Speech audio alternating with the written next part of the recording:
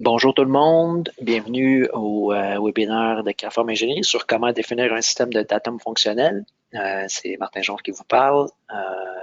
Vous êtes bien au bon endroit. Si vous voyez à l'écran une image d'un casting de transmission. Aujourd'hui, on a un contenu qui est un peu une numéro 2 d'une série de webinaires sur la gestion dimensionnelle. Merci d'être présent aujourd'hui pour ceux qui étaient là la dernière présentation. On a adapté le contenu de la présentation d'aujourd'hui en fonction des réponses qu'on avait eues au sondage, donc sur les portions un peu plus que les gens voulaient avoir un intérêt. En ce moment, normalement, depuis la semaine dernière, on diffuse nos caméras, mais je suis pas sûr si vous pouvez les voir en ce moment, là, donc je suis pas capable de voir si ma caméra fonctionne. Si ça marche, tant mieux, mais sinon, c'est pas plus grave que ça. En espérant que le son marche bien. Je vais passer à l'agenda de la journée. La présentation est un peu plus compacte aujourd'hui. On a un peu plus de stuff. Ça va être les mêmes deux présentateurs que la dernière fois. Là, ce qui passe, c'est Martin Jonf de Craform Ingénierie. Pour ceux qui me connaissent, bonjour. Pour ceux qui ne me connaisseraient pas, mais en fait, ça fait 12 ans environ que je suis chez Craform. Je suis ingénieur mécanique de formation. J'ai un background mécanique, ingénierie, puis métrologie, vu mon parcours chez Craform. Mais la personne qui va vraiment vous présenter le contenu, en fait, c'est Cédric Chéné, qui est un de nos experts en gestion dimensionnelle, qui a environ 8 ans d'expérience en industrie, principalement en transport et en aéronautique. Donc, Cédric, c'est lui qui a préparé le contenu, puis tu vas aller voir aujourd'hui, il y a plus d'animation, donc c'est plutôt interactif, ça va être super intéressant. Côté l'agenda aujourd'hui, mais un peu comme la dernière fois, je fais un survol vraiment rapide. C'est quoi Craform Ingénierie pour ceux qui ne connaissent pas aujourd'hui. Ensuite, on fait le retour sur le processus de gestion dimensionnelle qu'on avait vu dans le webinaire numéro 1. Donc, un survol un peu des 6 étapes. Après ça, on va voir, on va tomber plus dans le corps de la présentation de la journée sur comment choisir un système de référence. Dans ce cas-là, on va appeler ça nos datum. Puis après ça, on va regarder des cas types selon le type de pièce puis le matériau utilisé. Puis après ça, on va, comme la dernière fois, on va passer à la période de questions. En fait, les questions, vous pouvez les poser tout au long de la présentation. Moi, j'y prends en note, puis on va y répondre. Ça peut être en perso, je vais vous répondre, ou ça peut être public à la fin, mais on va y répondre à la fin seulement, normalement, pour essayer de traverser le contenu complet de la présentation pour ceux qui voudraient quitter plus tôt, puis ceux qui veulent rester après ça pour écouter la période de questions et réponses, vous pourrez. Donc, on va viser environ 35 minutes pour la présentation, puis on va se garder 25 minutes pour la période des questions. Donc, c'est ce qu'on vise comme horaire aujourd'hui. Espérant que ça fit bien dans votre horaire. En fait, Craform Ingénierie, c'est quoi? C'est 185 ressources techniques, principalement en génie mécanique, mais aussi design industriel, génie électrique, simulation. Donc, on a plusieurs corps d'expertise. On a des bureaux, 3 bureaux au Québec, on a un bureau à Irvine en Californie. Puis, on fait partie, d'une grande famille. Craform Ingénierie, c'est une division d'une plus grande entreprise qui s'appelle Créaform, puis qui est basé aussi à Lévis avec le siège social. Cédric, si tu veux mettre juste la prochaine slide. Puis, en fait, Craform fait partie d'une entreprise encore plus grande qui s'appelle Amtech, qui est une société publique américaine. Donc, en gros, quand on regarde un peu la structure aujourd'hui, puis les gens qui vous parlent, donc, nous, on est du côté droit sur Craform Ingénierie, mais Craform est beaucoup connu aussi pour ses technologies de métrologie. Donc, toutes les différentes technologies qu'on a développées et mises au marché depuis 2005. Sont tous des technologies optiques là, qui sont reliées à la métrologie. Donc, on développe hardware, software chez nous. Craform Ingénierie, ensemble, quand on regarde Craform, c'est environ 650 employés. Craform Ingénierie, 185. L'autre portion de Craform, c'est quand même rendu très gros, puis c'est partout sur la planète. Puis, si on regarde Amtech, je ne veux pas m'éterniser sur Amtech, mais en gros, Amtech, c'est une grande multinationale américaine, une compagnie publique avec plus de 15 000 employés, des sites un peu partout sur la planète. Puis, en fait, Amtech, en gros, c'est une société qui développe des technologies un peu comme Craform. Donc, on a une cinquantaine de compagnies comme Craform dans le groupe Amtech. Puis là, nous, chez Craform Ingénierie, on a la chance de travailler avec plusieurs de ces compagnies-là au développement de leurs produits. Donc, on devient un peu comme un centre de recherche, un centre R&D pour les autres filiales d'Amtech. Donc, ça donne l'overview de c'est quoi Craform Ingénierie, c'est quoi Craform, c'est quoi Amtech. Puis en gros, si on regarde vite fait, c'est quoi qu'on fait, c'est quoi le cœur de métier chez Craform Ingénierie, mais en gros, là, nous, on met ça en 3 colonnes, si on veut. On dit design, ingénierie, simulation. Donc, on part vraiment de l'idée. Donc, un client a une idée, quelqu'un qui veut développer un produit, il a une idée de produit qu'il veut mettre au marché. Bon, on a le design industriel, on peut faire de la modélisation avancée de surface, de la rétro-ingénierie, des prototypages. Donc, on a tout ce qu'il faut pour commencer à mettre les idées au monde. Après ça, c'est sûr que le gros de ce qu'on fait, c'est de l'ingénierie produit. Donc, là, on développe les produits. Là, on met beaucoup de temps, beaucoup d'efforts au niveau mécanique, électronique, de plus en plus en automatisation. On voit la gestion dimensionnelle qui apparaît. La gestion dimensionnelle touche vraiment aux différents, on va le voir aujourd'hui encore plus, mais ça part du design, puis ça se rend jusqu'à la mise en production, puis même in service. Donc, la gestion dimensionnelle touche un peu à toutes les étapes de cycle de vie d'un produit. Puis après ça, on a un bon groupe de simulation aussi qui offre l'expertise assez niche là, en structure et en simulation de dynamique des fluides, puis des préparations de tests d'essai, protocoles de tests, donc instrumentation. En gros, c'est ce qu'on fait comme offre d'ingénierie. Puis la gestion dimensionnelle, mais comme je dis, on l'intègre à travers les différentes étapes de développement d'un produit et aussi de l'industrialisation des produits. Puis je vais laisser en fait Cédric vous prendre le relais à partir d'ici dans la présentation. Il va vous parler plus spécifiquement de la notion de comment on choisit nos datums. Donc on va vraiment toucher comment on design une pièce puis comment on fait la mise en plan pour que le design, l'intention et le langage ou ce qui est écrit sur le dessin vienne vraiment spécifier l'intention qu'on avait fonctionnelle au départ. Donc Cédric, je te cède la parole. Merci Martin. Donc, bonjour tout le monde. Bienvenue à notre deuxième webinaire sur la gestion dimensionnelle. Pour ceux qui ont raté le premier, là, il est disponible sur le site web de Créaform à l'adresse que vous voyez à l'écran. Donc, le but du premier webinaire, c'était de faire vraiment un survol des 6 étapes de la gestion dimensionnelle.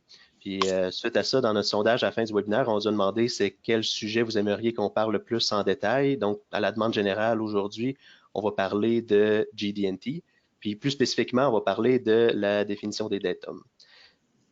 Donc, pour faire ça, on va y aller en 3 étapes. On va commencer avec un peu de théorie. Ensuite de ça, on va regarder, en gros, c'est quoi les bonnes pratiques pour définir des bons datums. Puis, ensuite de ça, on va passer à travers quelques exemples concrets, comme Martin l'a dit, sur différents types de pièces, parce que ça peut changer la façon qu'on définit des datums dépendamment du type de pièce qu'on a. Donc, pour commencer, juste pour se rappeler un peu, le but du GD&T, c'est de communiquer la géométrie d'une pièce. Donc, si on veut vraiment simplifier beaucoup, là, on a réellement besoin de 2 choses pour faire ça. On a besoin d'un système de référence, puis on a besoin d'une zone de tolérance acceptable dans laquelle la géométrie doit se trouver. Donc, aujourd'hui, on va se concentrer sur le point numéro 1, qui est la définition de datum pour avoir un bon système de référence pour notre pièce. Donc, avant d'aller un peu plus loin, même si beaucoup d'entre vous devaient être familiers avec le concept de datum, je pense que ça vaut quand même la peine de partir de la base puis de se poser la question, pourquoi on définit des datums? Donc, pourquoi est-ce qu'une bonne vieille cote linéaire 2D, comme on voit à l'écran en ce moment à gauche, ne peut pas faire la job? Donc, si on compare en ce moment ce qu'on a, les 2 définitions qu'on a en avant de nous, à droite, pour ceux qui le savent, une tolérance de profil comme ça, ce que ça définit, c'est une zone de tolérance d'une grandeur de 10 centrée sur notre surface nominale, donc plus ou moins 5.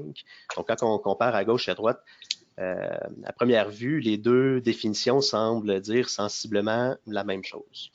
Donc, on commence à se rendre compte du problème quand vient le temps de mesurer une pièce. Donc, sur une pièce réelle, comme vous voyez à l'écran, on va toujours avoir des variations. Donc, si on veut mesurer le 60 plus ou moins 5, comme ce qui est demandé ici, la première question qu'on va peut-être se poser, c'est où est-ce que je prends ma mesure? Est-ce que je la prends à l'endroit où est-ce que j'ai la plus grande dimension? Est-ce que je la prends à l'endroit où est-ce que j'ai la plus petite dimension? Mais surtout, dans quelle orientation est-ce que je vais prendre ma mesure? Donc, c'est toutes des questions qu'on pourrait se poser. Puis une bonne idée pourrait être de dire, bon, ben, on va prendre un straight edge où on va déposer notre pièce sur un marbre pour pouvoir prendre une mesure qui est perpendiculaire à cette surface-là, puis ensuite venir essayer de trouver c'est où l'endroit où est-ce qu'on va avoir notre pire déviation. Mais le problème avec ça, c'est que quelqu'un d'autre pourrait décider de faire exactement la même chose, mais en utilisant l'autre surface comme point de départ et trouver une autre valeur. Donc, en théorie, les 2 personnes auraient raison, mais le résultat des 2 mesures ne seront pas équivalentes. Donc, la raison pourquoi est-ce qu'on a cette ambiguïté-là, c'est qu'il nous manque une information. Il faut savoir comment est-ce que la pièce fonctionne pour bien la mesurer. Donc, si on prend cette pièce-là, par exemple, puis qu'on dit la façon dont elle doit être utilisée, c'est qu'elle soit positionnée dans l'assemblage de cette façon-là. Bon, tout fit, on n'a pas de problème de clash. Donc, mais si on change d'idée, puis on dit non, la pièce, on la retourne, puis c'est sur cette surface-là qu'elle doit être utilisée, on arrive avec un clash. Donc, si on regarde, on a quand même les deux mêmes surfaces sur la pièce, puis les deux mêmes contreparties sur le reste de l'assemblage. Donc, une définition en 2D aurait, dans les deux cas, été la même. Donc, ce qu'on peut tirer comme conclusion de ça, c'est qu'il manquait une information pour savoir comment bien mesurer la pièce. Donc, le but de ce petit exemple simple-là, c'est vraiment juste de rappeler le concept de datum. Je trouve que c'est aussi une bonne façon d'introduire la définition officielle du datum, qui est a theoretically exact point axis line plane or combination thereof derived from true geometric counterpart. Donc, si on prend cette définition-là, sur l'image qu'on a en bas, le datum, c'est vraiment celui-là. Il est entouré en rouge. C'est ce qu'on cherche à avoir, c'est vraiment une surface parfaite de laquelle on va pouvoir prendre nos mesures. C'est que nos pièces dans la vraie vie vont toujours avoir des défauts. On ne veut pas mesurer à partir de ça, on veut mesurer à partir du datum. Donc, on est rendu aux bonnes pratiques. Donc, il y en a plusieurs des bonnes pratiques, mais on a identifié 4 caractéristiques qu'on jugeait vraiment importantes. Puis, on va vous les présenter avec des petits exemples de datum qui ne respectent pas ces bonnes pratiques-là. Donc, la première, ça va être la fonctionnalité. Ce qu'on veut dire par là, c'est que idéalement, un datum devrait être défini sur une surface fonctionnelle de la pièce. Puis, ça va être encore mieux si c'est la surface qui localise la pièce dans l'assemblage suivant. Donc, si on a une pièce comme ça qui vient s'installer sur la partie en jaune, puis qu'on définit des datums sur ces surfaces-là, ce ne sera pas super fonctionnel. Donc, ça peut arriver qu'on n'ait pas le choix de mettre des datums ailleurs que sur nos surfaces fonctionnelles, mais si on est capable, on va essayer d'éviter ça. On ne fera pas ça. La deuxième, ça va être la répétabilité. Donc, dans l'exemple qu'on a ici, si on a une pièce comme ça, puis qu'on décide de définir le datum au bout de la petite surface comme ça, vous allez comprendre que ce sera vraiment pas stable. Donc, bon, dans l'exemple ici, on montre un datum qui est sur un feature qui est trop petit, mais c'est aussi vrai dans le cas où est-ce qu'on aurait un plus grand feature qui aurait une très mauvaise qualité de surface. C'est aussi à éviter. Le prochain, ça va être la facilité d'utilisation. Donc, évidemment, si on n'est pas capable d'utiliser le datum durant la fabrication ou durant l'inspection, on ne sera pas trop avancé. Donc, si on a un exemple, ça ici, avec une espèce de cylindre avec un couvercle soudé, puis qu'on décide de choisir le diamètre intérieur comme datum, bon, ce ne sera pas un très bon choix de datum. C'est vraiment un exemple extrême, mais quand on parle de facilité d'utilisation, ça on parle aussi de datums qui vont nécessiter des gros montages complexes pour tenir la pièce. Parfois, on n'a pas vraiment le choix de le faire, mais si c'est possible, on va essayer d'éviter ça puis de choisir autre chose. Le dernier, c'est la clarté. Il faut que n'importe qui lit le dessin comprenne la même chose. Donc, si on a un cas avec une espèce de rail, comme ce qu'on voit ici, qu'on décide de définir une ligne de centre comme ça, puis qu'on décide, ce ne sera vraiment pas une bonne idée de venir mettre le datum, attacher le datum à cette ligne de centre. Premièrement, les lignes de centre, on va essayer de les éviter en partant, mais la raison, c'est que si on fait juste regarder le dessin, c'est un peu ambigu de savoir c'est quel feature qui est attaché à cette ligne de centre-là. Est-ce qu'on parle du centre de la base, en bas ici, ou est-ce qu'on parle du centre de la partie en haut ou le centre de la groove? Si on fait juste regarder le dessin, l'histoire ne le dit pas. Donc, c'est pas mal ça pour les bonnes pratiques. On va essayer d'observer ces bonnes pratiques-là lors de notre définition de datum. Ce qu'on va faire, c'est qu'on va les conserver dans une petite boîte comme ça. Puis on va aller ramener la petite boîte quand on va passer au travers de nos exemples pratiques pour évaluer notre choix de datum.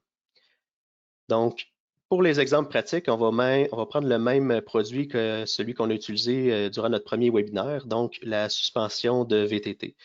C'est un exemple intéressant parce qu'on a vraiment un mélange de plusieurs types de pièces. Donc, on va avoir des pièces machinées, on va avoir des castings, on va avoir des pièces mécano-soudées, comme le frame, puis on va avoir des pièces en plastique qui sont légèrement flexibles. Donc, vous allez voir, là, on va les passer une par une dans les prochaines slides en partant de celle du bas.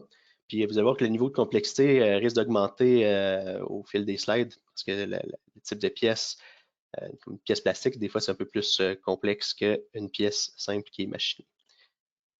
Donc, la première pièce qu'on va regarder, c'est vraiment la plus simple, la pièce machinée. Donc, la première chose qu'on va vouloir faire quand on définit des datums, c'est comprendre comment est-ce que la pièce s'assemble et dans quel ordre. Donc, pour cette pièce-là, on va commencer par l'insérer dans le knuckle, venir faire un contact sur notre diamètre. Donc, ce que ça va faire, c'est que ça va venir nous bloquer un certain nombre de degrés de liberté. Donc, si on regarde ici là, dans notre petit système d'axe en bas à gauche, dans ce cas-ci, ça va venir nous bloquer les translations et les rotations en X et en Z. Donc, autrement dit, une fois que la pièce est contrainte par son diamètre, les seuls mouvements qu'elle va pouvoir faire, c'est translater le long de l'axe en Y et tourner sur elle-même. La deuxième feature qui va venir faire contact, c'est notre surface d'appui, ici, qui va venir nous bloquer notre translation en Y. Donc, une fois que ça c'est fait, notre pièce est complètement localisée dans notre assemblage. Puis dans ce cas-ci, vous allez remarquer, la rotation autour de Y ne sera pas contrainte, mais pour une pièce comme ça, cylindrique comme ça, qui n'a pas de feature distinctif sur son diamètre, ce ne sera pas nécessaire. Donc, comment est-ce que tout ça va se traduire en termes de datum? Donc, premièrement, on avait le diamètre premier diamètre qui pourrait constituer notre datum A. Puis ensuite, on avait notre surface d'appui qui pourra devenir notre datum B. Puis aussi, une chose à se rappeler, là, quand on définit des datums, ça va souvent être une bonne idée de s'assurer que les datums ont aussi une bonne relation entre eux. Donc, par exemple, on pourrait venir définir une tolérance de perpendicularité sur notre datum B pour s'assurer qu'on va toujours garder une bonne orientation par rapport à notre datum A. Donc, si on ramène notre petite grille d'évaluation pour celui-là, ça ne sera vraiment pas compliqué. Ça n'a pas été très ardu pour définir les datums sur une pièce comme ça. Puis les datums qu'on a définis sont super fonctionnels. On les a définis directement sur la géométrie qui localise notre pièce. Puis en plus, c'est des surfaces qui sont machinées, donc on va avoir une bonne répétabilité. C'est des datums qui vont être assez faciles d'utilisation, puis la définition est très claire. Donc, c'était vraiment le cas le plus simple. Notre prochain cas qu'on va regarder, ça va être un exemple sur une pièce castée. Donc, dans ce cas-ci, on a le pièce moulée. Donc, dans ce cas-ci, on va avoir le knuckle moulé avec des surfaces usinées qu'on voit ici en bleu. Cette pièce-là, c'est une pièce qui est réversible, donc elle peut être utilisée, on peut utiliser la même pièce du côté gauche et droit du véhicule.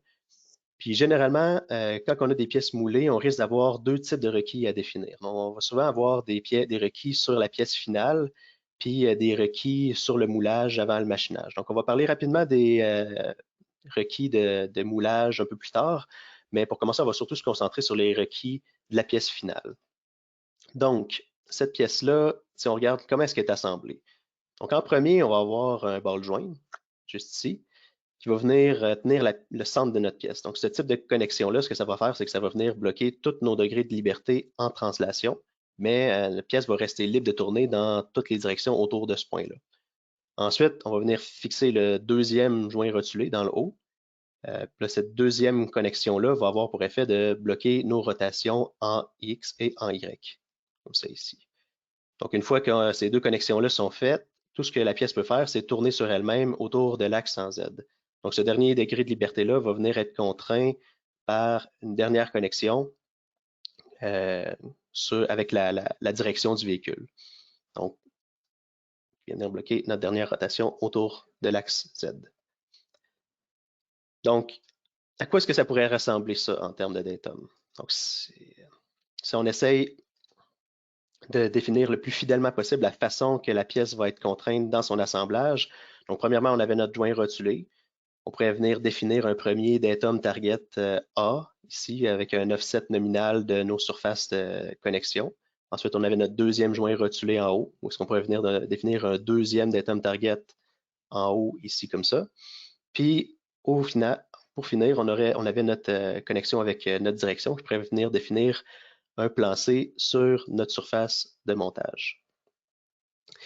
Mais, par contre, si on regarde cette façon de définir cette pièce-là, on va se rendre compte que la traduction du système de référence en GD&T est un peu complexe puis difficile à expliquer. Aussi, on va se rendre compte que le système de référence il est vraiment pas facile à établir au moment de l'inspection. Ça va impliquer qu'on va devoir faire un montage probablement complexe pour venir localiser la pièce sur ces éléments-là.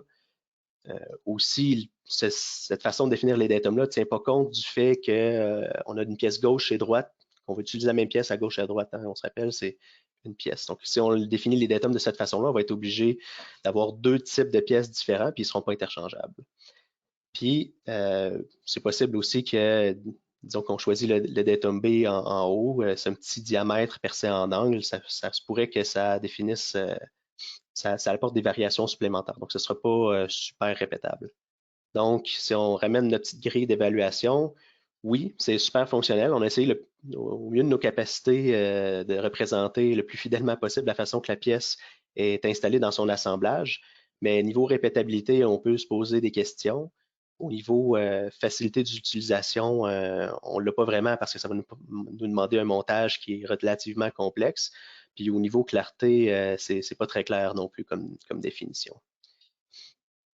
Donc, on va essayer d'aller voir s'il n'y a pas d'autres éléments fonctionnels qui pourraient être utilisés sur la pièce. Et donc, on va retourner voir notre pièce. On va regarder surtout les surfaces qui sont machinées en bleu, premièrement parce que c'est des surfaces qui sont fonctionnelles, c'est des surfaces qui sont machinées, donc on va avoir une bonne qualité de surface sur ces surfaces-là. Donc, si on regarde notre pièce de cette façon-là, on a un beau diamètre en bas qui pourrait devenir notre premier datum A, ici, qui viendrait bloquer nos translations et nos rotations en X et en Z. Donc ensuite, on a la largeur machinée dans laquelle vient s'insérer notre pièce de connexion avec le ball joint, comme ça ici. Ça viendrait nous bloquer notre rotation en Y. Puis pour finir, on a la surface de boulonnage de la même pièce de connexion qui viendrait bloquer notre dernière translation en Y. Donc au final, avec notre nouvelle définition, on va avoir des datums qui sont définis directement sur des éléments physiques. On va être capable d'utiliser le même type de définition pour les deux types de pièces, gauche et droite aussi. C'est ici. Puis, on va avoir des datums qui sont tous orthogonaux puis machinés dans le même setup. Donc, ça aussi, c'est un gros plus. Donc, si on ramène notre grille d'évaluation ici, on est sur des éléments qui sont quand même fonctionnels, même si ce n'est pas directement les éléments qui localisent la pièce dans l'assemblage suivant. On peut dire quand même que c'est des éléments qui sont fonctionnels. Nos datums sont tous sur des surfaces machinées aussi, donc on devrait quand même avoir une pas pire répétabilité. Sont quand même faciles d'utilisation. On n'a pas besoin de setup spécial comme on est sur des surfaces directement sur notre pièce. Puis la définition est beaucoup plus claire aussi. Donc, on va privilégier cette définition de datum-là par rapport à la première qu'on avait faite. Oups.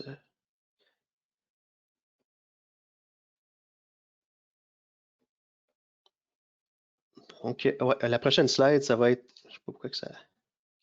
Donc, on va revenir oui, rapidement sur le fait que c'est une pièce moulée. Donc, c'est important de dire que dans ce type de pièce-là, on va avoir des fois un deuxième set de datum pour contrôler le moulage. Donc, ça va souvent être des datums target qui vont ressembler à ça. Puis, pour définir ces datums-là correctement, il va falloir qu'on regarde surtout la méthode de fabrication. Donc, les points importants qu'il va falloir qu'on regarde quand on n'ira pas trop en détail, mais les points importants qu'il va falloir qu'on regarde quand on définit ces types de datums-là, ça va être premièrement la géométrie du moule, la façon que la pièce va être positionnée dans la jig de machinage de la pièce. Ça peut être une bonne idée de définir les datums à cet endroit-là. Et on va aussi considérer les défauts inhérents au procédé. Donc, par exemple, si on a un moulage avec un parting line, ben, on va essayer une ligne entre les deux moulage, on va essayer de ne pas définir des datums directement sur cette géométrie-là. Donc, en résumé, là, ce qu'on a appris dans le cas des types des pièces de type moulé, c'est que pour bien définir des datums, il faut parfois prendre un petit pas de recul puis considérer plusieurs solutions. Ensuite de ça, il ne faut pas juste regarder la façon que la pièce s'aligne dans son assemblage. Parfois, ce n'est pas la seule option à considérer dans certains types de pièces.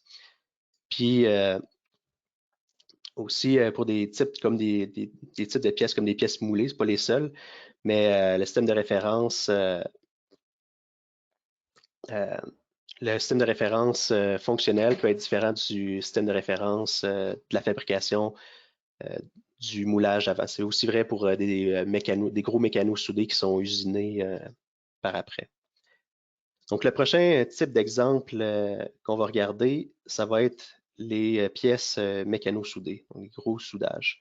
Donc, la difficulté avec ces pièces-là, c'est qu'ils vont souvent avoir un haut niveau de déformation. On va aussi avoir une flexibilité qui est ambiguë. Donc, des assemblages qui vont sembler rigides, là, si on les regarde comme étant plus petits, risquent de devoir être considérés comme étant flexibles ou semi-flexibles quand ils sont plus gros. Puis ça va aussi être des pièces qui ont un très gros niveau de déformation.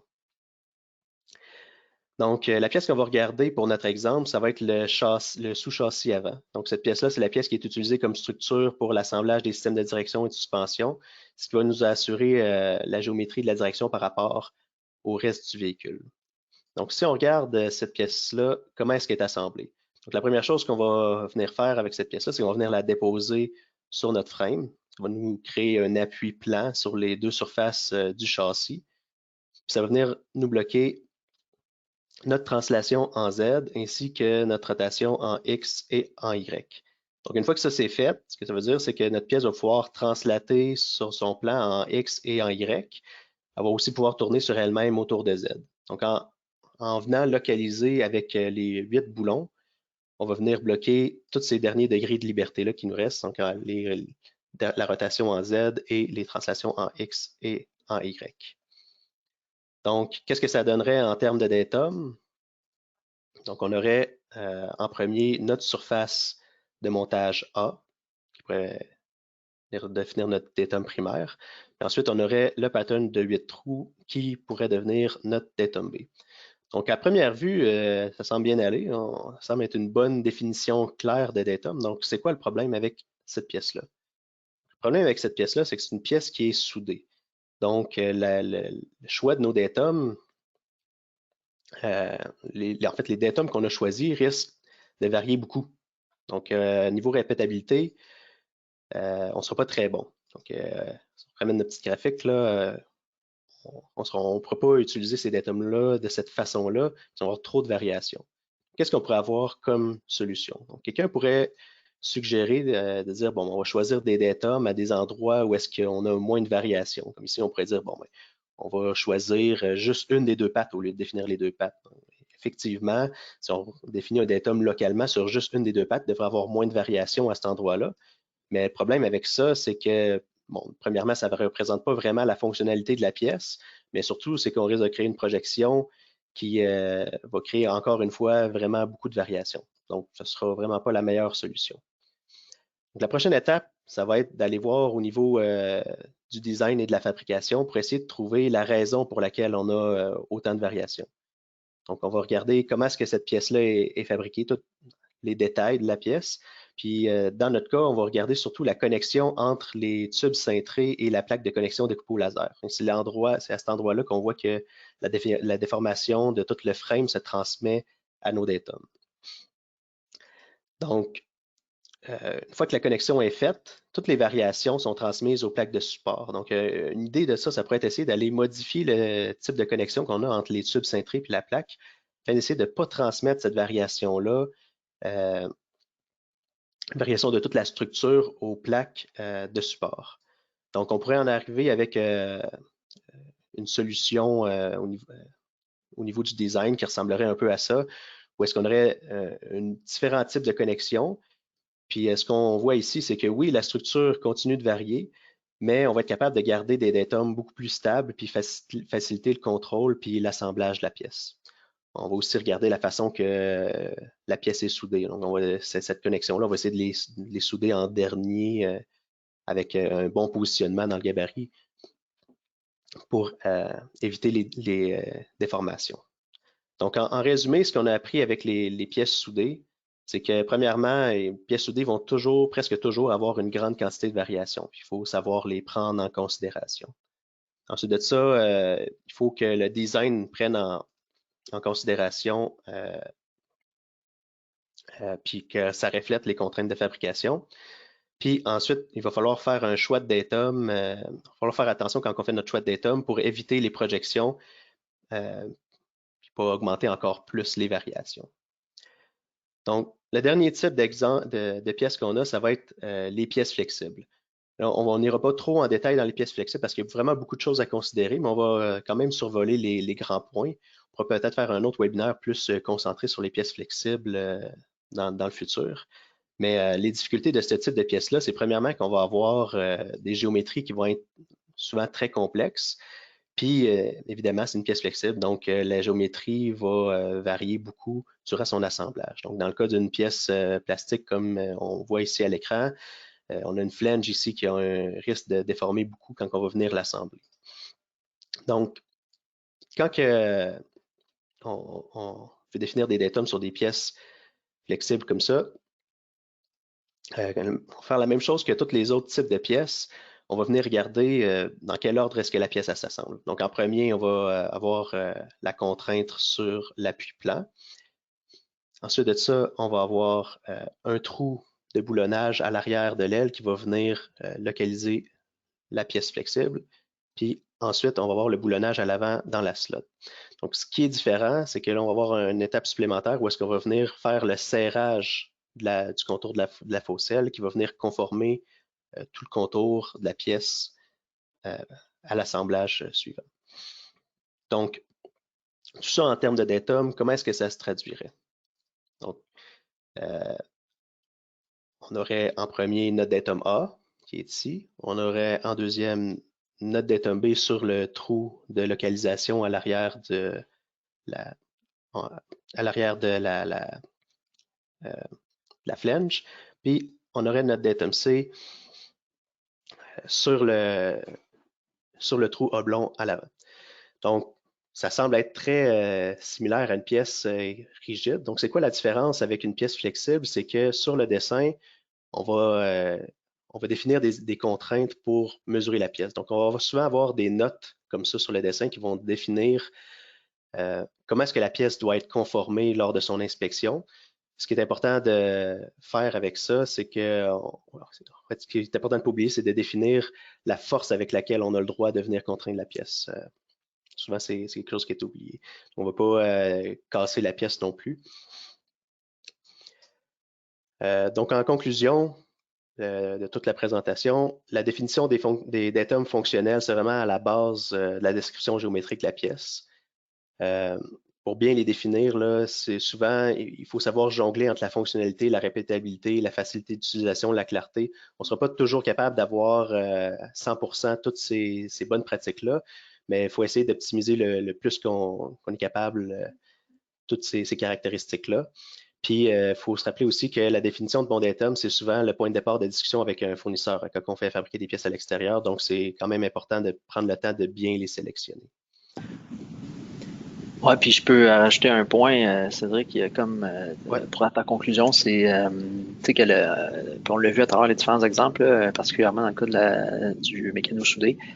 Le terrassement géométrique, c'est pas quelque chose qu'on fait juste quand on arrive au 2D, puis qu'on dit bon, ben maintenant que ma pièce est conçue, puis que mon assemblage est conçu, je vais mettre des codes sur mon dessin. Souvent, ça fait partie du design de la pièce, donc il faut considérer, tu sais, comment on va l'assembler, puis comment on va la contrôler les dimensions de la pièce, mais dès le départ du design. Fait que des fois, ça peut être itératif où on va se rendre compte qu'il faut changer un peu le design pour améliorer notre capacité de répéter puis de produire en contrôlant nos dimensions. Donc, tu sais, pas le voir comme une étape de quand je fais mes 2D, c'est là que je fais mon traitement géométrique. Il faut le penser un peu de façon itérative puis l'inclure dès le début dans le design pour comprendre, pour faire des bons assemblages, en fait. Donc, est-ce que ça faisait le tour de ton côté, Cédric? Je pense que oui.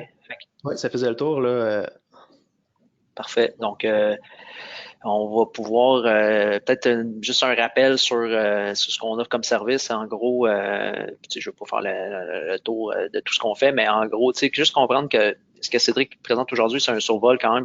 On ne rentre pas très profondément dans la matière. Donc, on offre nos services à travers du coaching, la formation en forme d'atelier. Donc, ça peut être spécifique à votre industrie ou à ce que vous faites comme type de produit, que ce soit des autobus ou des VTT ou un assemblage structurel pour une construction, peu importe. Dans le fond, nos techniques puis notre coaching peut être utilisé vraiment sous forme d'atelier pour former vos employés ou former vos collègues.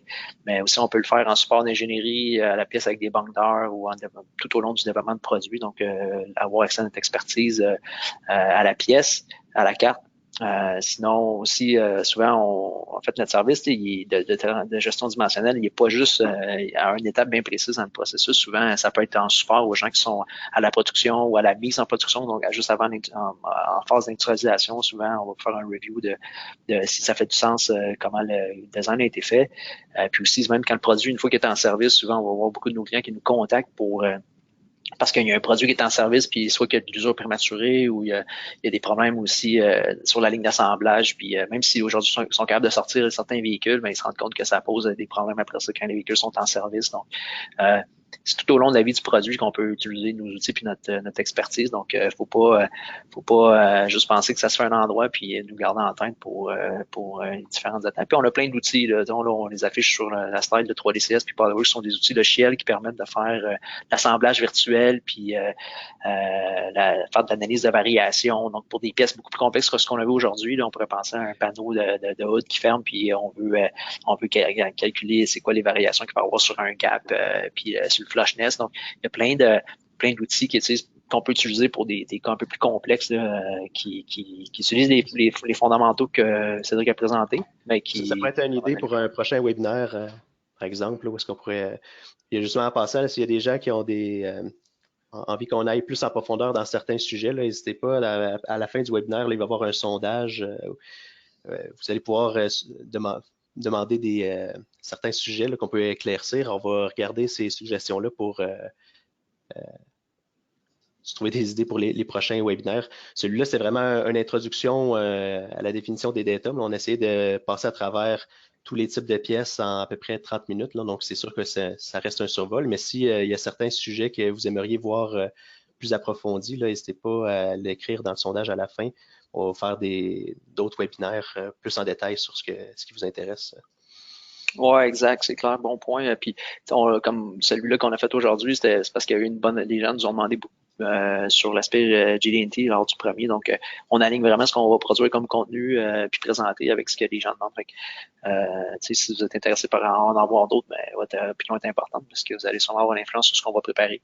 Donc, c'est ça. Sinon, ça fait le tour aujourd'hui. Moi, on a reçu plusieurs questions quand même, mais on a encore 20 minutes sur l'heure prévue. Donc, moi, je passerai à la période des questions.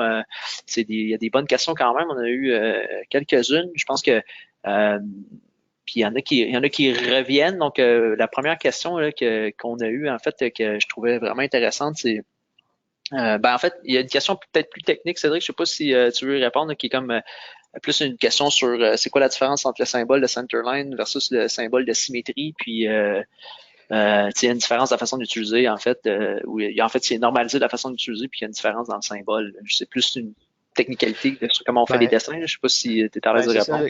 Si on regarde le symbole de symétrie, comme ça, je pense que... Ça doit être sur la datama du Kingpin, du Knuckle, en fait, là, qu'on avait... Wow, celui-là, exact. Celui-là, ici, là, si on regarde un centerline, c'est pas un symbole qui est normalement utilisé en GD&T. On va essayer de ne pas mettre de centerline comme ça parce que centerline, on ne peut pas le savoir c'est quoi la géométrie, le centre de quelle géométrie est-ce qu'on parle. Donc, un centerline comme ça peut être le centerline de la partie qu'on a en bas, ça peut être le centerline de la partie qu'on a en haut, ça peut être la groove, ça peut être le fond de la groove. Donc, on va essayer de ne pas utiliser des symboles de centerline comme ça. Quand on parle de symboles de symétrie, c'est un peu différent. Là, on n'en a pas vraiment dans la présentation. Le symbole de symétrie, c'est un symbole en GD&T qui va venir vraiment ajouter un contrôle de symétrie sur un feature en particulier. Puis il y avait une sous-question qui était... OK, ouais, vas-y. Excuse-moi, je t'ai coupé. En fait, j'allais chercher un autre. Je sais pas si tu avais fini. Okay. Ouais, tu peux bon, y aller. Il y avait une sous-question qui était... puis je suis pas sûr de bien comprendre la question, mais s'il y avait une différence entre la norme 2009 versus la CME 14.5 2009 versus du 2018, puis j'imagine que c'est par rapport à ce symbole-là, mais là, je sais pas si vraiment c'est... Je suis pas sûr de bien comprendre la question. Peut-être si vous voulez réécrire la question. Ouais. On n'a pas parlé des différences entre la 2009 et la 2018. Mais si vous voulez, on pourrait élargir le sujet, là. Ouais, c'est quand même de quoi que, OK, on va voir si c'est quelque chose qui vous intéresse. Des fois, pour une mise à jour, là, sur, si vous connaissez déjà bien la 2009 puis que vous voulez une mise à jour, c'est le genre d'affaires qu'on offre en formation aussi, là, pour vos équipes techniques s'ils sont déjà familiers puis qu'ils ont juste un survol des différences qu'il y a eu. Bref, c'est un peu ça la question, je sais pas. Ouais. Sinon, il y avait une bonne question là, sur la slide qui était du knuckle, je l'ai pris en note, là, qui était Attends un petit pourquoi. peu, Martin, juste Ouais, avant, pour finir sur ce sujet-là, il y a quelqu'un qui a quand même une bonne suggestion, là. Montrer comment définir, on pourrait montrer comment qu'on le définirait correctement le datum sur ouais, elle vient un, de un avoir. centerline, là. Ouais, Dans le fond, là, sur une ligne d'axe, là, disons qu'on veut définir le datum sur le centre de la groove, par exemple. Ben, la définition, la façon de le définir, j'essaie de le tracer avec la souris, là. On viendrait avoir la cote de la géométrie comme ça ici, avec une cote entre les deux. Puis c'est sur cette géométrie-là ici qu'on viendrait définir notre datum. C'est un peu difficile de définir avec une souris. ah, c'est bien, c'est pas pire. Mais comme ça, si on le définit Quand de même. cette façon-là, notre symbole de datum comme ça, ça devient clair que le centre, c'est vraiment le centre de la groove qu'on a ici. Donc, on définit le feature de cette façon-là. Ouais. Puis il y a une autre question vraiment au niveau. En tout cas, je sais pas si on veut faire celle-là tout de suite, mais en même temps, c'est un peu dans la même lignée, là, le contexte du maximum de matière, c'est-à-dire tu sais, dans une tolérance de position de trou avec un au maximum de matière. Fait que c'est un peu sur l'interprétation des symboles puis comprendre la symbologie en fait. Là. Je sais pas si Ouais. tu as un exemple ou en avais-tu un exemple de position de trou dans le PowerPoint? Euh, Position de trou avec un sein. Dans le Maximum fond, au maximum de matière, ouais. j'imagine qu'on parle d'atomes qui sont définis avec un maximum de matière. Dans le fond, quand on a des positions Ouais, comme ça, on peut exact. avoir, là, c'est pas le cas là, parce que le datum A, c'est pas un feature of size, mais on pourrait avoir des datums, un maximum de matière sur le datum B dans une autre call-out, donc sur la pièce. Donc, ce que ça veut dire dans le contexte de définition de datum, le maximum de matière, ça veut dire que si je vais le dessiner ici aussi, là. Donc, on aurait celui-là, donc on aurait un autre boîte de contrôle, ça, avec un datum B comme ça, avec un maximum de matière qui est défini ici. J'imagine que c'était un peu ça la question. Ce que ça veut vouloir dire quand on a un maximum de matière sur nos datums, ça veut dire que le datum doit être considéré lorsqu'il est à son maximum de matière. Donc, dans un tooling, par exemple, si on voudrait venir contrôler cette tolérance-là avec une jig, il faudrait que les pins qu'on vienne mettre dans la jig soient au maximum de matière du trou. Donc, pour un trou, le maximum de matière, c'est quand il est à son plus petit. Donc, on s'entend, ce que ça va faire, c'est qu'il va y avoir un certain lousse entre la jig et, la pièce. Donc, on va autoriser, en mettant le maximum de matière à cet endroit-là, le jeu qu'on peut avoir entre la jig et le trou. Puis en fait, c'est peut-être pour Dans le fond, dans le fond, le maximum de matière, c'est une contrainte de plus sur le call-out de positionnement, dans le sens où on vient mettre le trou au plus petit possible. C'est la position de trou, de toute façon, on vient dire ben, sur le plus petit diamètre qui est acceptable. Donc, ça vient donner moins de jeu sur la possibilité d'aligner. Mettons qu'on a, comme là, on a 8 trous, mais c'est sûr que s'ils sont tout au plus petits, on va avoir moins de jeu pour positionner l'autre pièce dessus. Donc, ça vient un peu comme réduire, si on veut, la tolérance qu'on a au total, en fait. Parce que le diamètre, il est plus grand, mais ça te donne un plus grand jeu pour aligner la pièce. Donc, c'est un peu plus, je dis lousse, mais ça donne du jeu, ouais, en fait, au niveau de la c'est tolérance. une bonne question. C'est difficile à expliquer comme ça, vu qu'on n'a pas d'exemple là, de préfet, là, mais on pourrait les approfondir, ces questions-là, Ouais, exact, dans, c'est ça. dans, Puis, dans le prochain webinaire. exact. Puis, donc, sinon, j'avais la question qui était plus sur une question sur le. En fait, la question c'est pourquoi ne pas prendre la face d'appui du diamètre up, c'est sur la slide du knuckle où on voit le shaft du spindle qui je pense qu'il vient se positionner, là, si je ne me trompe pas. Puis, dans le fond, c'est sur le pourquoi, dans le fond, de du choix du datum. Je ne sais pas si tu veux revenir sur cette slide-là puis expliquer un peu les différents choix de datum qu'on a fait. Pourquoi ne pas prendre la surface d'appui du diamètre A? Puis là, sur ça, je ne sais pas où le diamètre. Ouais, OK. C'est peut-être sur celle-là, effectivement. Je ne sais pas s'il faudrait que la question soit précisée un petit peu, parce que est-ce qu'on parle vraiment de cette pièce-là? Ou du knuckle, je ne sais pas, c'est un ou l'autre. Parce que si on regarde le knuckle, pourquoi est-ce qu'on a choisi, si la question c'est pourquoi est-ce qu'on a choisi le diamètre B, c'est vraiment parce que si on revient à la façon dont est contrainte cette pièce-là, le deuxième datum, c'est vraiment celle-là, cette surface-là qui vient faire contact avec la pièce. Là. Sur la pièce moulée.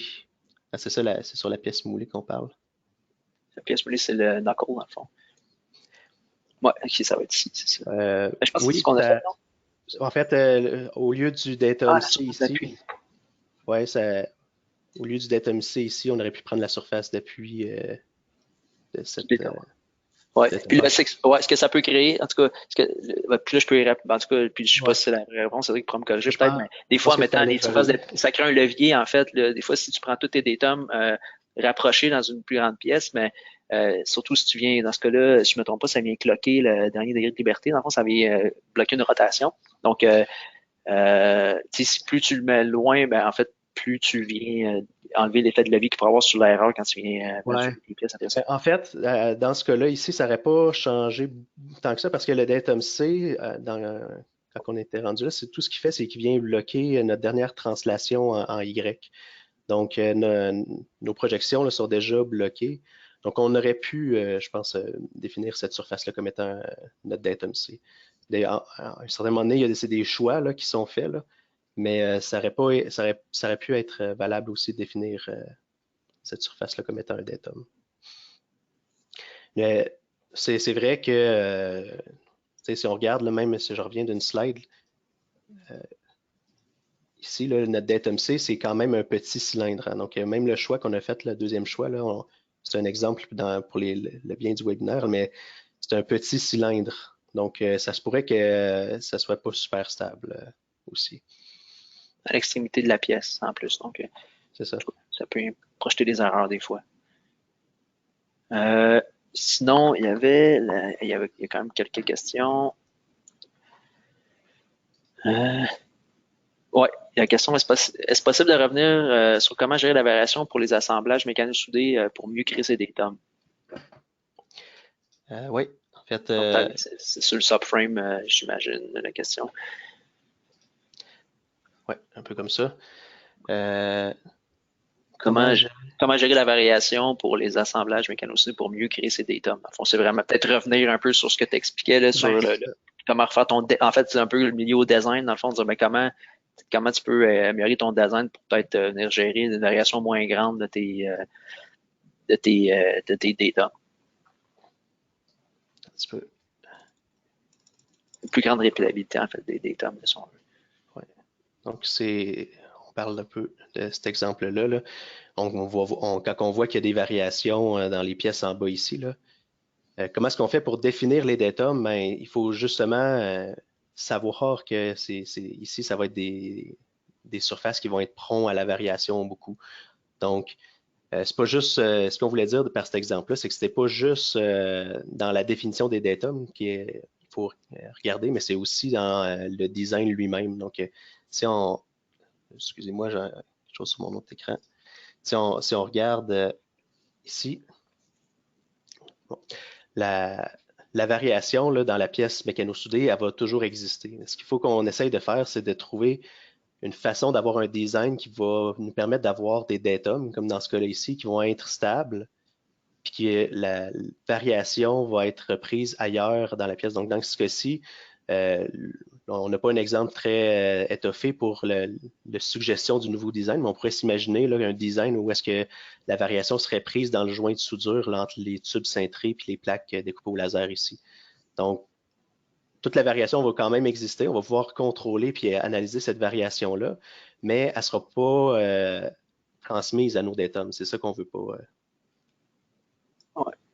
pense que, je sais pas si c'est clair, mais dans le fond, c'est décider d'éviter de ce qui fait varier, de pas faire varier les datums, que la pièce va varier autant finalement. Là, la pièce, ça sera pas nécessairement tant meilleure, mais au moins, les datums, eux, ça sera pas tant meilleur. Ça va être quand même meilleur au final quand on regarde l'ensemble de l'assemblage, mais c'est de faire varier les éléments, certains éléments dans la pièce ou le produit, mais essayer de ne pas faire varier trop les datums. Parce qu'après ça, quand on vient d'inspecter, c'est important de pouvoir répéter nos mesures et être sûr qu'on contrôle bien le procédé de fabrication. Que, si nos datums sont tout croches, ça n'aide pas à évaluer. Fait que, je sais pas si ça répond bien à la question. Il y avait une bonne question que j'ai vue. Est-ce que les datums target sont seulement utilisés pour définir la localisation dans le gabarit d'inspection? C'est un bon point quand même dans un cas des datum target. Je ne sais même pas la réponse. Je ne sais pas, Cédric, si tu peux m'aider. Je vais aller risquer les datum target. Est-ce que c'est vrai que ouais. Est-ce que les datum target sont seulement utilisés pour définir la localisation dans le gabarit d'inspection? Fait que les datum target, mettons, on vient mettre 6 datum target sur une pièce castée. Est-ce que ça sert juste pour la positionner quand on vient faire l'inspection ou si ça sert littéralement au niveau de l'assemblage final dans le produit en général? Quand tu viens designer ta pièce et tu viens faire tes dessins, mettre des datum target, c'est-tu principalement ou uniquement pour l'inspection? Ben, ça peut être les deux réponses peuvent être oui ou non. Là. Si on regarde, par exemple, justement des datum target comme on a ici dans le cas du casting, ça va être utilisé pour l'inspection, mais ça va souvent être aussi utilisé pour le positionnement dans la jig de machinage. Donc, si on a un casting comme ça, quand on va venir le localiser dans la jig de machinage, ces datum target-là vont représenter les butées. Donc, ça représente encore une fois la façon que la pièce est localisée dans l'assemblage suivant.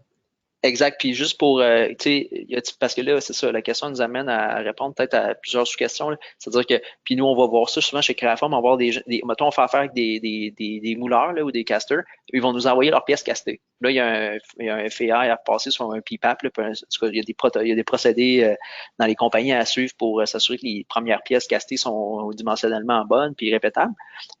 Dans ce cas-là, nous, on va prendre les datum target pour faire l'inspection. On va construire un petit jig, on s'assure. Puis s'il y a besoin d'avoir une jig, ça dépend de la pièce. La pièce est très rigide, tu n'as pas seulement besoin d'une jig. Ce qu'on va faire, ça, c'est juste virtuellement dans le logiciel. On va aller sélectionner ces régions-là qui sont les datum target. Puis on va établir les datums, on va construire nos datums virtuels, si on veut, pour faire l'inspection de la pièce. Pour comparer au CAD, au modèle nominal.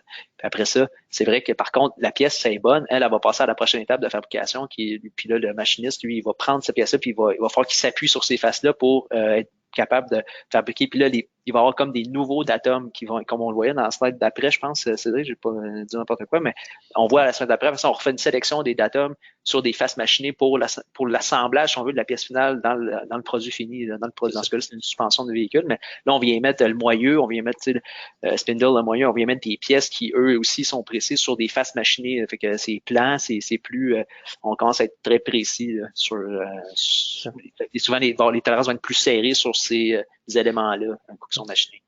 Puis comme on est sur cette slide-là aussi, là, un des points, là, on parlait tantôt, est-ce que ça pourrait être sur cette surface-là? Une autre bonne raison de garder le datum sur cette surface-là, c'est que c'est vraiment la surface qui est fonctionnelle. C'est cette surface-là qui représente aussi, on est plus proche de la façon que la pièce va être assemblée. Donc, on a notre ball joint là, qui est quelque part ici, là, qui est localisé dans une pièce intermédiaire là, qui va venir se boulonner là-dessus. Donc, comment est-ce que la pièce est localisée dans son assemblage? C'est vraiment plus le datum C qui est ici.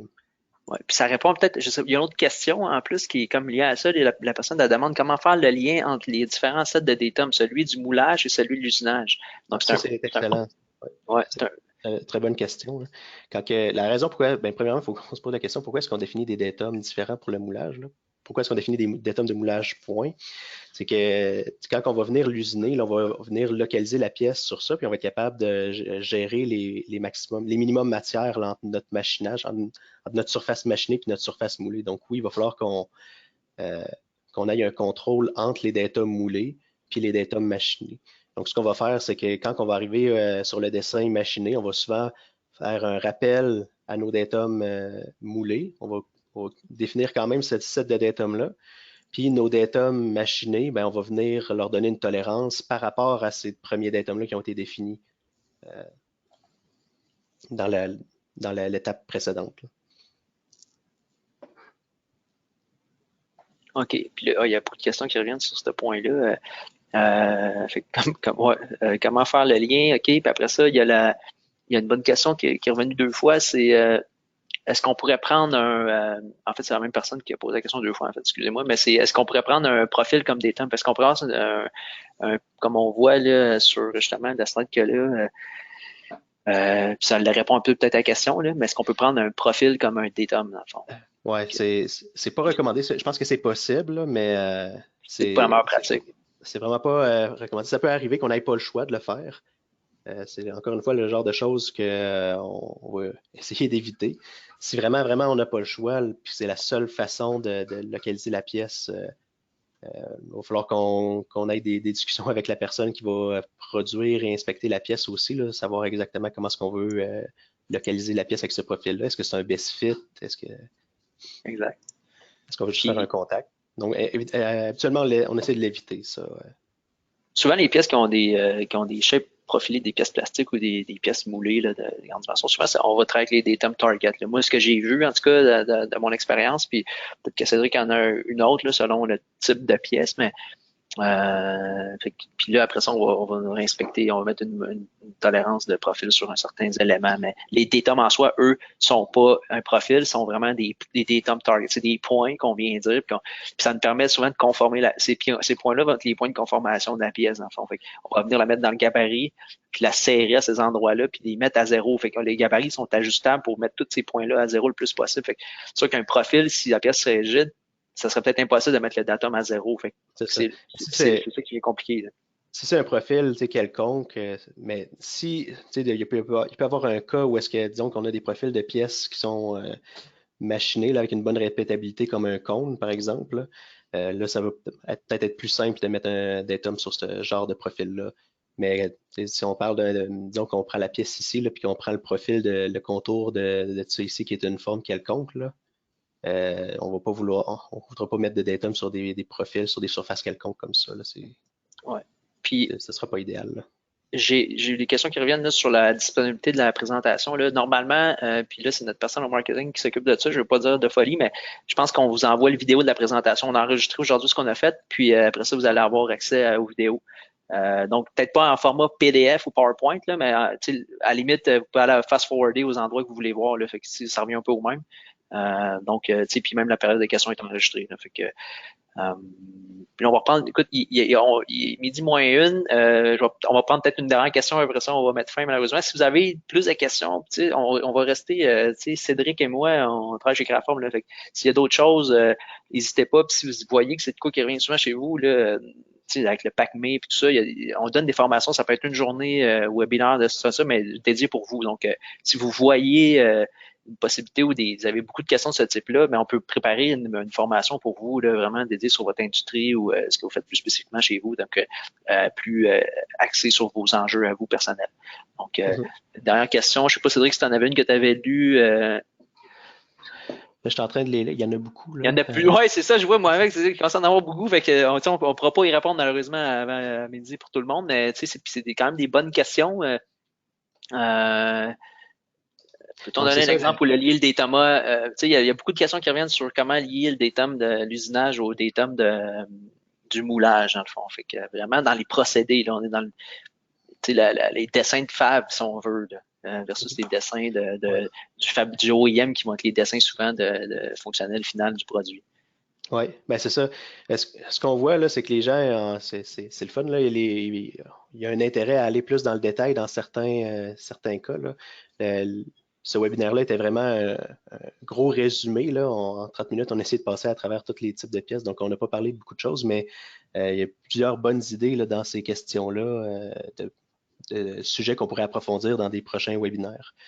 Vous pouvez les poser là, dans le sondage qu'il va y avoir à la fin. N'hésitez pas à les poser ces questions-là. On va les prendre en considération. Ouais, puis les questions, on les a nous aussi en stock, si on veut. Là. On a comme un listing qui ça fait juste s'ajouter. Fait que c'est pour ça quand il y a beaucoup de questions qui rentrent, des fois on perd le fil là, parce que ça s'ajoute un après l'autre. Mais on va les avoir après la présentation, parce que nous-mêmes, on va les regarder, puis à la limite, on pourra peut-être même vous envoyer une réponse. C'est facile d'envoyer la réponse par email après. Donc, à la limite, là, c'est quelque chose qu'on peut faire. Donc, sinon, contactez-nous par email. Nos informations, on va vous présenter à la fin des dernières slides de nos infos email aussi. Là, donc, il y a des gens qui demandent aussi l'adresse du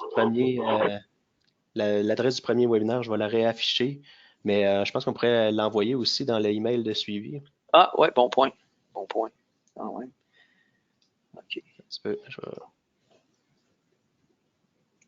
Puis pour faire ça, c'est des Datum Target. Le lien qu'il y a, là, c'est vraiment un coup qu'on fait l'opération de machinage. On vient positionner notre pièce moulée dans la machine-outil avec un petit gabarit qui vient tenir en position sur nos Datum Target. Puis on fait les opérations de machinage. Ça, c'est des Datum finaux. Il faut comme accepter que s'il y avait une grosse imprécision sur les datums qu'on avait quand on l'a mis dans le gabarit, mais ça va se projeter sur les opérations de machinage. La pièce va être off un peu tout le temps, mais souvent, c'est accepté dans une pièce castée. Il y a toujours un peu plus de matériel. Souvent, on va se ramasser avec un surplus de matériel, en fait. Là, exemple, que les datums, ça se peut qu'ils soient un petit peu off, mais un coup qu'on vient machiner, les faces qu'on vient machiner ou les éléments qu'on vient machiner, je dis des faces, ça pourrait être un diamètre aussi, vont devenir nos entités primaires. Là. Donc, dans le dessin final, ça vient comme ça devient ça, les datums primaires. Là. Un coup qu'ils sont machinés, là, ça devient comme la vérité absolue. Là. On vient mettre ceux-là à zéro, puis après ça, on vient faire l'inspection de la pièce, si on veut, à partir de ces datums-là. Donc, les datums initiaux, target, ils ont comme plus d'impact sur l'inspection dimensionnelle qu'on fait. Puis le corrige-moi si je me trompe, Cédric, là, mais je pense pas mal ça. Là. Le lien se perd un coup que la pièce est machinée si certains. On se base plus sur ces éléments target-là pour réinspecter la pièce une fois qu'elle est machinée. C'est On va la se baser raison sur des d'être. éléments. La raison d'être de ces datums-là, c'est vraiment la fabrication. Ouais, c'est ça. C'est Avoir une comme vraiment. façon de lier le casting qui n'a aucun machinage à la pièce finale là, qui va avoir des surfaces machinées. Donc, je sais pas si ça répond à la question. Donc, c'est ça pour aujourd'hui. Merci.